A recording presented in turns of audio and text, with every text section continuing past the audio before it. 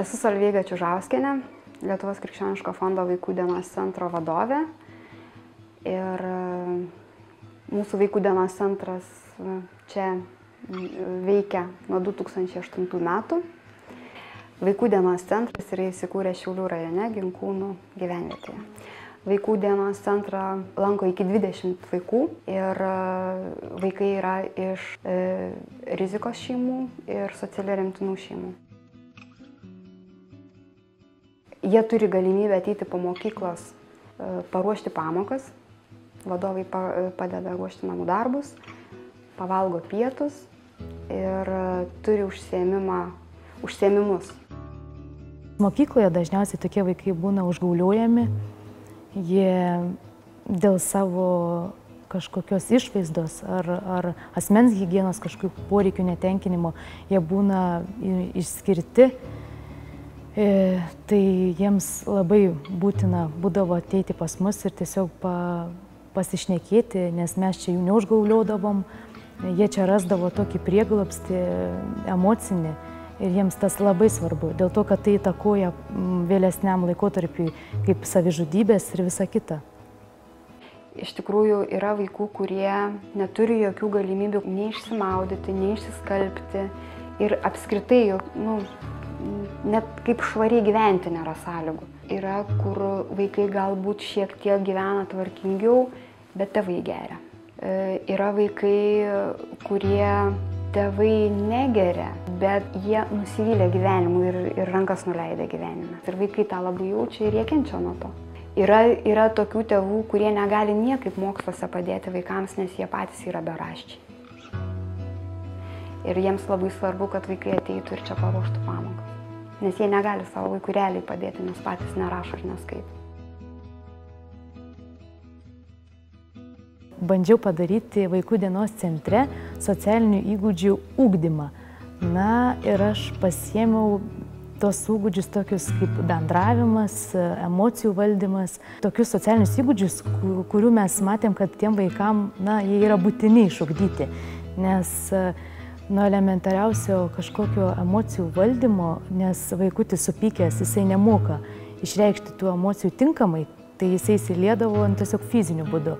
Mes bandėme ugdyti tuos socialinius įgūdžius, šnekėdami per kažkokius žaidimus, per pratimus, per piešinius. Ir mums iš tikrųjų labai sėkmingai sekėsi.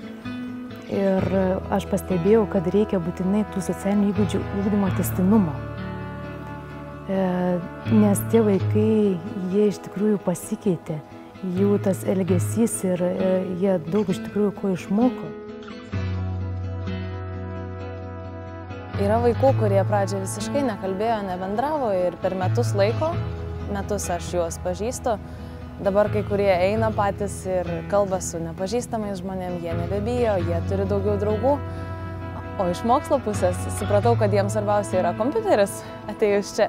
Todėl įvedžiau vieną mažą taisyklę, kad nuo 1 iki 4 klasės tie mokiniai, jie turi rašyti diktantą tam, kad paskui sėdėtų prie kompiuterio.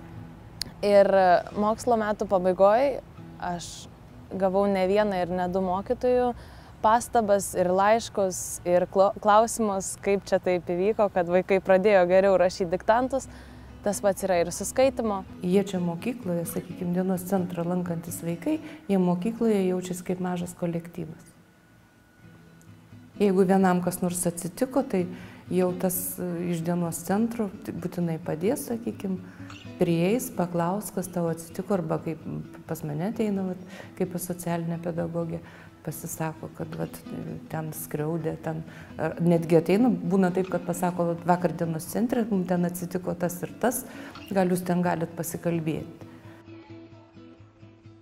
Kai aš esu socialinė darbuotoja Ginkūnų seniūnijoje su rizikos šeimom, tai vaikų dienos centras man yra toksai labai didelis pagalbininkas, nes mes bendradarbiaudami galim iš visų pusių padėti šeimai. Nes mes sužinome žymiai daugiau, nei mes sužinotumėme vien tik tais nuvykę į šeimą, aplankyti ją, nes dauguma dalykų yra slepiama, o čia vaikutis atėjęs labai daug pasisako teisybės ir kas jam, koks jis yra, laimingas ar nelaimingas.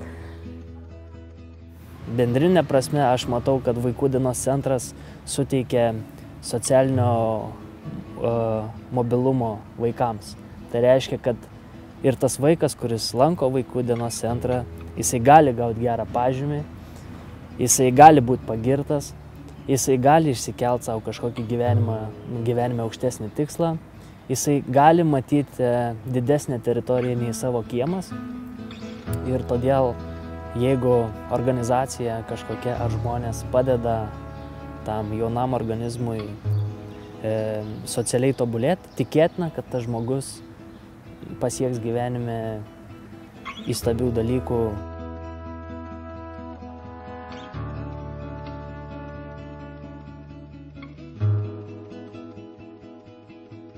Žmonės, kai kurie mėgsta skaičius.